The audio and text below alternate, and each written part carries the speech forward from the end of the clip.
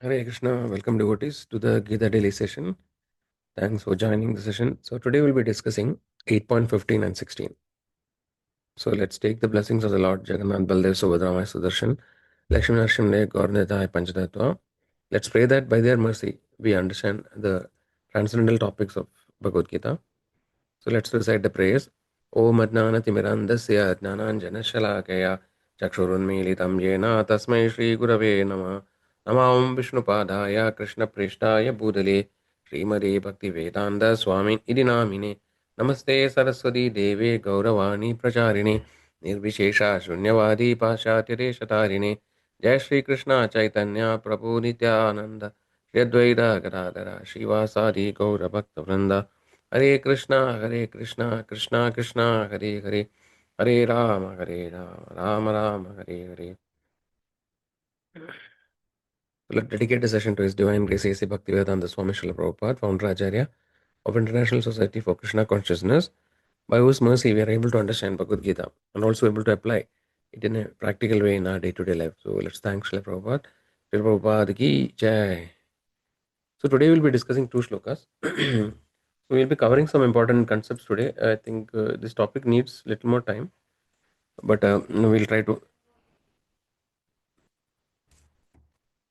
to complete actually as much as possible. So we'll read 15, 8.15 first. मामुपेत्य पुनर्जन्म दुःखालयम् अशाश्वतं नाप्नुवन्ति महात्मना संसिद्धिं परमां गदाम् मामुपेत्य पुनर्जन्म दुःखालयम् अशाश्वतं नाप्नुवन्ति महात्मना संसिद्धिं परमां गदाम्. Translation by His Divine Grace Srila Prabhupada. After attaining me, the great souls who are yogis in devotion never return to this temporary world, which is full of miseries, because they have attained the highest perfection. So 8.16 we'll see also.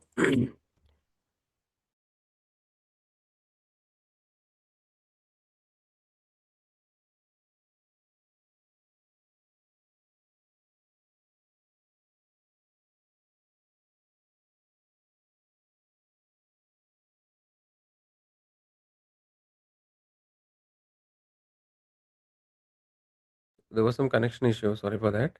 So I'll again read the shlokas. So first is 8.15.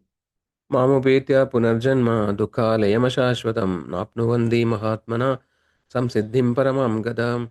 After attaining me, the great souls who are yogis in devotion never return to this temporary world, which is full of miseries, because they have attained the highest perfection. 8.16. Abrahma bhuvana loka punaravartino arjuna mamupetya tu kaunteya punarjanmana vidyate. From the highest planet in the material world down to the lowest, all are places of misery, wherein repeated birth and death take place. But one who attains my abode, O Khan of Kunti, never takes birth again. So today the shloka is very important shlokas, and these two shlokas are very closely related. In the first shloka, the Lord says, Mamabhyatya Punarjanma Dukkale Mashashvaram. So actually we will just try to recap. We were discussing 8th chapter, attaining the supreme. So how we can attain the supreme abode of Krishna, the permanent spiritual world, and then how by that actually we never come back to the material world. So this is the topic of discussion like we have been going through. So in 8.15 Krishna is emphasizing Mamupeti Punarjanma Dukkale Mashashvaram. So one who attains my abode, Mamupetya Punarjanma, so he will not take birth again in this material world, because this material world is Dukkalayam Ashashvatam. So Dukkalayam means it's a place of misery, and Ashashvatam is temporary. Right? So Napnuvandi Mahatma Samsiddhim Paramangada. So Paramangada means eternal abode. So here the first sloka the Lord actually is telling that those who attain the supreme abode of the Lord, they actually never return to this material world again. Because this material world is Dukkalayam and Ashashvatam. So this is very crucial point. Dukkalayam, so Krishna is already, the Lord actually is already designed this material world as Dukkalayam, and and is also Ashashvatam. It's not permanent. So because people doesn't have the knowledge of spiritual topics, they try to find happiness in this material world, right? But the purpose of material world itself is, it is Dukkalayam. Like just like we have different alaya, like actually like there are different places, like hospitals are there, or so alaya means house actually. So a place actually which is destination designated for an dukkha. So this is Dukkalayam. and it is ashashwadam, and it's also temporary. So we'll just see this little more detail. So we have just tried to recap what we discussed in the past, right? So we have discussed that how the jiva actually comes to the material world, right? The jiva is the spiritual amsha of the Lord. The Lord is spiritual, is Sachidananda, and the jiva is also Sachidananda. No, Krishna says, "Mamai Vamsho Jiva Loge Jiva Buddha Sanatana." So the jivas are separated energies of the Lord, and the original constitutional position of the jiva is to serve the Lord. So jiva Swarup Hoy Krishna and Nityada. So the jivas are eternally blissful and in the Sachidananda nature, enjoying in the spiritual world with the Lord. But sometimes because of the free will which jiva has, some jivas has a tendency to enjoy independent of the Lord. Because we cannot enjoy independent of the Lord as long as we remember the Lord, or no, we know our relationship with the Lord. So the jivas are put into forgetfulness, and then they actually come down to the material world. So the material world is such a place designated for the jivas to enjoy independent of the Lord and forget the Lord. But the design of the material world is such that the jiva becomes unhappy. That's how it is designed, so that they again can try to seek out why they are unhappy, and then why they can go back. So an intelligent person in the material world, when he suffers, no, he thinks, why am I suffering? Right? That is the intelligent. And he asks, who am I? What is my real identity? So when this question arises, the jiva starts his spiritual journey. So this is the background. So Dukalayam Ashashwadam. So Krishna has designated his material world for this purpose. So it is designed in a way that the jiva becomes unhappy here. And also it is Ashashwadam because it is continuously created and destroyed. So the cosmic cycles happens in it happens in cycles. So the material world exists. No, it is mentioned for one breath of Mahavishnu. And the Mahavishnu's, when he breathes in, everything is destroyed. So it is temporary. It is recycled again and again. So the Lord Brahma, no, is the first created in the universe, and his lifespan is one breath of Mahavishnu. Right? And everything is destroyed when the Brahma's lifetime is over. And besides that, when the night of Brahma comes, there is a temporary devastation. So all the lower planetary systems are destroyed. So basically, point is that the material world is continuously created and destroyed. So it is a temporary place, and it is a place of misery, Dukalayam. So the examples Acharyas gives, the material world is like a jail. So just like in the normal scenario, and the people who are rebellious or doesn't follow the law, they are put into the jail, right? And the jail is a place for reformation. So you cannot expect to be happy in the jail, because the jail is meant for reformation. So similarly, material world is also meant for reformation. And if somebody is trying to find eternal happiness in the material world, then they will never be successful, right? So because the eternal happiness exists when we are actually restoring our relationship with the Lord, but otherwise we cannot get that as eternal happiness. So we are looking in the wrong place, right? So this is the essential point in the first shloka. Now going to the second shloka, Krishna says, Abrahma Bhuna Loga Punaravartino Arjuna Mamu Bhite tu Kaunteya Punarjanmana Vidyate. Hare Krishna, am I audible, devotees?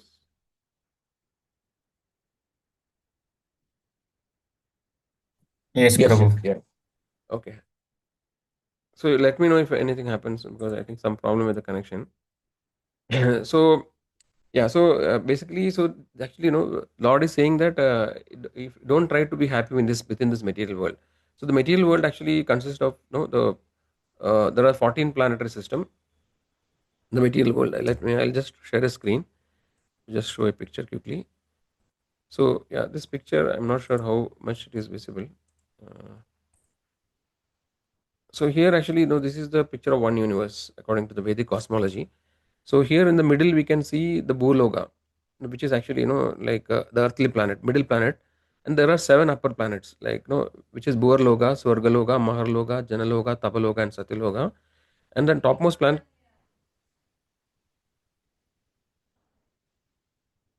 Is my screen visible, devotees?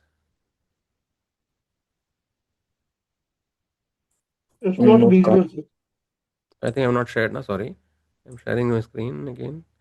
Yeah. So is it visible now, devotees? Yeah, yeah, it is visible right now. Okay, it's little small, but I just try to explain. So the middle planet. So this is one universe. One we are seeing one Brahmanda, and in the middle is the earthly planet, and then there are seven planets, like including Earth. There are seven upper planets, and there are seven lower planets. So the upper planets are Bhuarloga, Swargaloga, Maharloga, Janaloga, Tapaloga, and Satyaloga. Satyaloga is the topmost abode. As Brahmaji is actually there, and then the lower planets are there: Atala, Vitala, Sutala, Talatala, Mahatala, Rasatala, and Patala.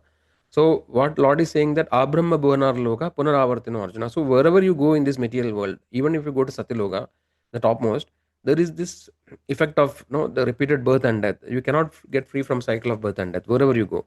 So some of the Vedic scriptures gives us procedures, how to elevate to higher planets. Like the yogis and danis actually they may elevate to higher planets. So but then wherever you go in this material world, actually you are bound by the three modes, Sattuguna, Rajoguna, and Tamoguna, and you are still under the influence of the birth, death, old age, and disease. Janma, Mrityu, Jara, Vyadi, Dukkha, Dosha, Anudarshanam. So this is there everywhere. So one who is intelligent will try to completely get out of this material world itself. So going to upper planets is like promoting to a first class jail. So let's say the jail has different categories. Sometimes the people who does financial fraud, or some higher people, they are put into a first class jail where actually there is some basic more facilities. But then if only a foolish person will try to move from one jail, one lower jail to higher jail. A full intelligent person will get out of the jail itself. So similarly, we should not try to aim for higher pleasures or higher material enjoyment, because that is actually again foolish, because we are bound by the material laws. So intelligent person will try to get out of it completely. So our goal actually is to get out of the completely, out of the material world, and the temporary nature of the material world we can see in this picture. So this picture actually is seeing how Mahavishnu is lying in the causal ocean, and when he's breathing from every pore of his body, one universe is coming, one Brahmanda is coming. So in every Brahmanda, this particular planetary systems exist, right? So and when Mahavishnu breathes in back, all these universes goes back to his body. So this is the temporary nature of the material world, Ashashwadam part of the sloka. Dukalayam and Ashashwadam. No? So it is temporary. So whatever we try to do here, right? We may think everybody, tries to think about a permanent asset. No, so we try to earn money. We try to create a bank balance. We try to create houses, and we generally think that okay, everything is permanent. No, whatever we do, this is permanent, but everything is very small. So from Mahavishnu's perspective, our lifespan is very very small. Like even from Brahma's perspective, like it just if you close your eyes and open, so many generations of people are over. But then we think that oh, this is everything. Or 90 years or 60, 70 years of life is everything, but it's very very small, right? So we have to understand the futility of trying to attain permanent things in this material world, because everything is very short lived, right? And we cannot really find an eternal happiness also in this material world. So the intelligent person, what his goal is that he will try to finish the cycle of birth and death. And in the last sloka 8 point, we have seen it actually, that how Lord is giving us the formula to get out of the cycle of birth and death. So what Krishna says, the consciousness at the time of death determines our next body. Right? Andagale shamameva smaran muktva kalevaram. Right? Eprayadi samadbhavam yadinasyatra samshaya. So whoever remembers the Lord at the time of death, they will not actually take birth again in this material world. Right? And Krishna says that yamem bhavi smaran bhavam tajatante kalevaram tam tamevedi kaundeya saradad bhava bhavida. So whatever consciousness state of mind a person achieves at the time of death, right? According to that, he will get the next body.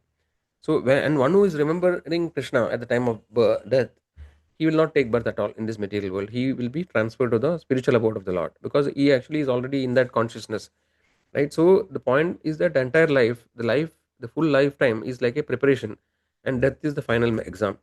So all that we do, throughout our day-to-day activities, what consciousness we cultivate on a day-to-day basis, what karma activities we do, all of them will actually culminate in the consciousness at the time of death, or the state of mind at the time of death, and that will determine our next body. So most of the people who are not having spiritual consciousness, or no, they don't know about spiritual topics, they actually always will think about something which are material things which they are attached. No, they may think about their wealth, what will happen to me after I die, or who will take care of my property, or no, what will no, they will be attached to their spouse, children, right? So because of those attachment, at the time of death, they will think about these things, which actually will result in another body, right? So one is the consciousness state, and second is the karma. So people who does sinful activities, they don't get a human birth itself. No, there are 84 lakh species. No, like there are different animals, plants, trees, insects. So you can get any of these bodies based on your karma. So getting a human birth is very rare opportunity. Right? After so many lifetimes, we get a human birth, and in this birth, we can understand these spiritual topics and also inquire about them, find a way, how to get out of this uh, eternal life, cycle of birth and death. So thus, an intelligent person will take the shelter of a spiritual master who has already realized the spirituality, and then by his mercy and the mercy of the Lord, he actually makes progress in the spiritual life, and he develops his consciousness by practicing devotional service, bhakti, so that at the time of death, actually, Ande Narayana Smriti, he is able to remember the Lord at that crucial moment, and then he doesn't take birth again. So, no, that is essential topic of today's discussion. Now, I think we can see some more references to support actually this topic. Yeah, so in Brahma Samhita, where do we get more information about these topics about the spiritual world, material worlds, etc.? So actually, this is available in Brahma Samhita. So Brahma Samhita we have seen earlier. Actually, it is composed by Lord Brahmaji, right? So the spiritual knowledge, when the material universes are created, the first created being is Lord Brahma, right? And Krishna actually gives this spiritual knowledge directly to Lord Brahmaji, right? So there is nobody who is more knowledgeable, that way from the all the spiritual topics, than Lord Brahma. And Brahmaji has composed this Brahma Samhita, where actually he praises, he describes the Lord's glories, right? And what is the nature of the spiritual world, etc. Before that, actually, there are a couple of slokas in Bhagavad Gita itself, which talks about further gives some more information. So let's first see that. So 8.20 says, Parastasmastu bhavanyo avyakto vyaktat sanatana yasa sarveshu bhuteshu nasyastuna vinashyati. Yet there is another unmanifested nature, which is eternal and transcendental to the manifested and unmanifested matter. It is the supreme and is never annihilated. When all this world is annihilated, that part remains as it is. So we have just seen, that Abrahma Bhavana Loga Punaravartino. So Brahma's, there is partial devastation. When Brahma sleeps, the lower planetary system below Swargaloga, they are all destroyed. And when again next day of Brahma, they are recreated. And when the Brahma's life is over, the entire universe is also annihilated. But then Krishna in this sloka is saying that there is an unmanifested nature, which actually is talking about the spiritual world, which is never destroyed and it is always remaining. So that is the spiritual abode. No, there are the Vaikunta, innumerable Vaikunta planets. So they are never destroyed. Right. So next is 8.21. Krishna says, "Avyakto akshara uktas tamahum paramam gadim yam prapyana nivartande taddama paramam mama." That which the Vedantis describes as the unmanifest and infallible, that which is known as supreme destination, that place from which, having attained it, one never returns, that is my supreme abode. So here again, Krishna says this. Then there is one more shloka. न तद्भाषेदो सूर्यो न शशांगो न पावग यद गत्वा न निवर्तन्ते तद्धाम परमम मम. So Krishna says that there is another abode where actually one goes where never returns, right? And that abode doesn't need the sun or moon to illuminate. In the material world, actually it is mentioned the material world is full of darkness, and because of the sun and other luminaries, no, there is light actually. Otherwise, it is fully dark, and so material world needs the sun, moon, etc. to illuminate. But actually, Lord says that the spiritual abode or the Vaikuntha planets are self-effulgent. They doesn't need any light, external light or artificial light to illuminate. Then we'll see a couple of slokas from Brahma Samhita. So we'll see it. 1 second. 40. So fifth chapter, 42 shloka says. I don't read the shloka because there is no time. So Krishna says, Brahmaji says, I worship Govinda, the primeval Lord, whose glory ever triumphantly dominates the mundane world by the activity of his own pastimes, being reflected in the mind of recollecting souls and transcendental entity of ever blissful. So basically, here it is explaining the transcendental nature and eternal happiness which is there in the spiritual world. Right. So we'll see 43. गोलोकनाम्नि निजधाम्नि तले तस्य देवी महेश हरिधामेषु तेषु तेषु ते ते प्रभवा निचया विसितश्चयेन गोविन्दमादिपुरुषं तमहं भजामि. So here what is mentioned, it is giving information about the various planetary system. So it's mentioned lowest of all is located Devi Dham, the mundane world. So we have seen in that universe, the entire material world is called Devi Dham because Durga Devi, she is the superintendent of the material world, and hence it is known as Devi Dham. Next above is the Mahesh Dham. Above there is the planet of Lord Shiva, which is known as Mahesh Dham. And above Mahesh Dham is the place called Haridham. So beyond the Mahesh Dham is the spiritual planets, Vaikuntha planets. And above them is located Krishna's own realm named Goloka. So there are innumerable Vaikuntha planets.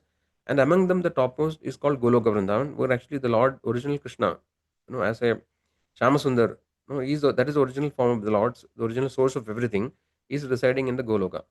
I adore the primeval Lord Govinda, who has allotted respective authorities to the rulers of those graded realms.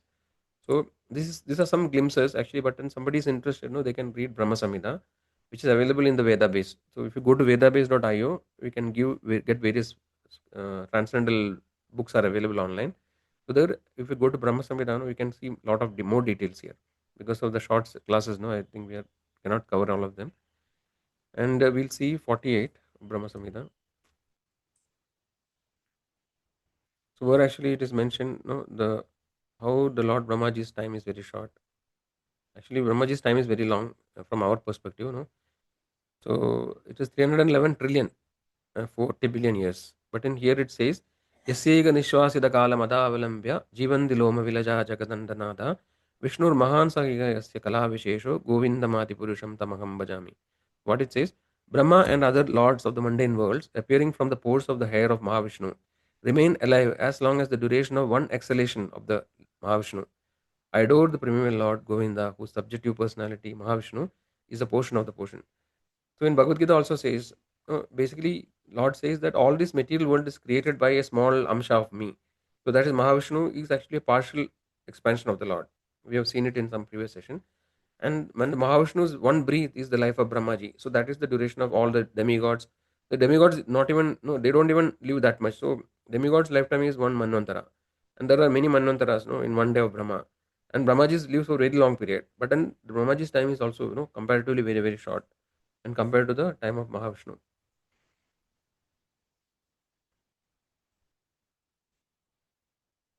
Then I think which one shloka is 56. We'll just see this, the qualities of spiritual world.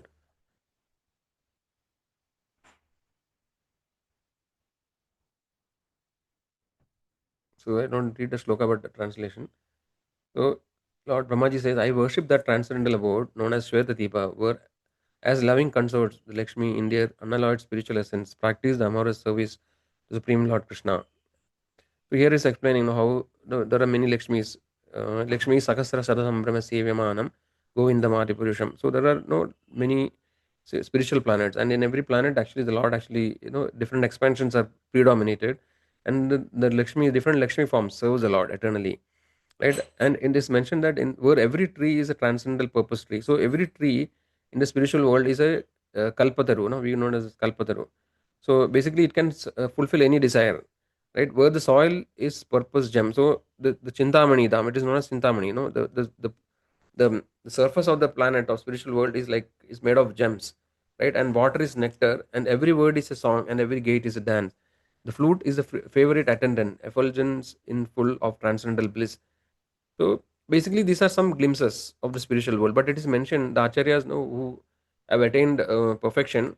So they also say that it is very difficult to explain the spiritual world in mundane words because it is completely different from our experience. So because when we are in the conditioned state in the material world, our senses are limited, and we can only understand things by extending our existing knowledge. So we can compare. No, we know something, and then we try to compare. For example, somebody tells about a taste, then we try to compare it, understand with existing taste. Whether it is sour means okay, whether it is like a tamarind or whether it is like mango, like that we try to understand. So, but actually, the spiritual realm is completely transcendental and it is completely beyond our sense perception. So, even though there are some information given for us to understand, we need to understand that it is very difficult for in the current conditions here to understand about spiritual world. But then we need to have faith in the Lord and the acharyas and understand and accept that no, there is an eternal abode because the Lord is giving information about it, and we should try to plan in such a way, like our life should be planned and aligned in such a way that we take up the process of devotional service which Krishna has given, and Chaitanya Mahaprabhu in Kali Yuga, he appeared as Chaitanya Mahaprabhu and has given a very simple process, like chanting of the holy name. So we have seen that Kalir dosha nidhe rajan asti egan mahan guna kirtananeva krishnasya mukta sangha param prashed. Though the Kali Yuga is full of fault, but by chanting the holy name of the Lord, one can attain the highest perfection. Right? So we should take up the process of devotion very seriously, right, and attain perfection. Right. So I think with that we come to the end of the time. So just to recap what we saw today, we saw two important shlokas. Right. Both the shlokas are giving us information how actually one can get out of cycle of birth and death. No, the punarjanma word is used. Right. So one by taking up the devotional service, we can attain the highest perfection. And when we reach the spiritual world, then those souls will never come back here to the temporary material world, which is full of miseries. Right. So that actually is the essence of today's discussion. So we'll end here. If anybody has a question, they can unmute and ask. No? So or otherwise they can put in the chat also.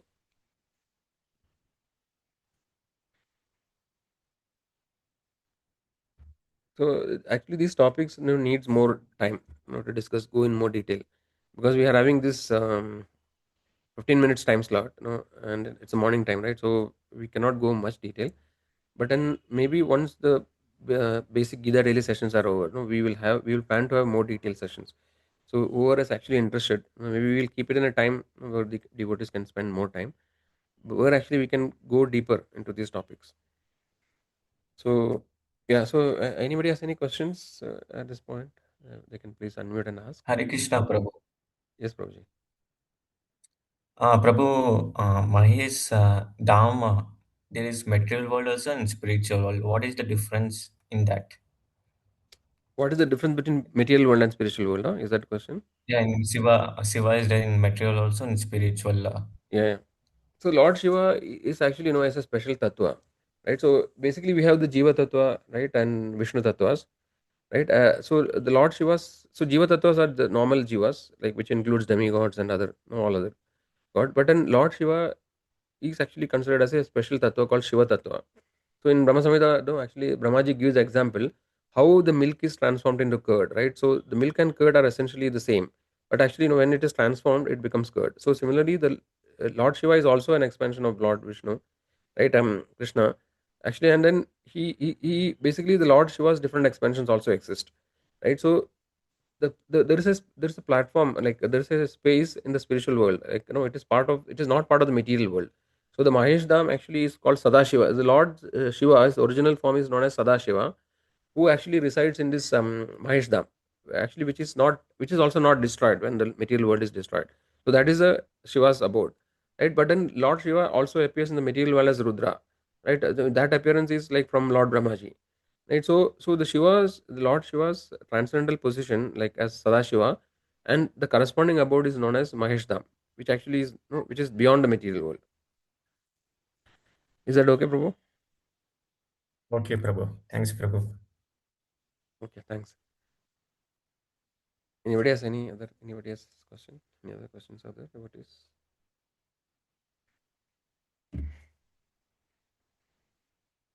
Okay, so if no question, then I would like to thank all devotees who are joining regularly. So we'll keep attending the session so that we can make progress in the spiritual journey. So we'll end here. Hare Krishna, Hare Krishna, Krishna Krishna, Hare Hare, Hare Ram, Ram Ram, Hare Hare. Krishna.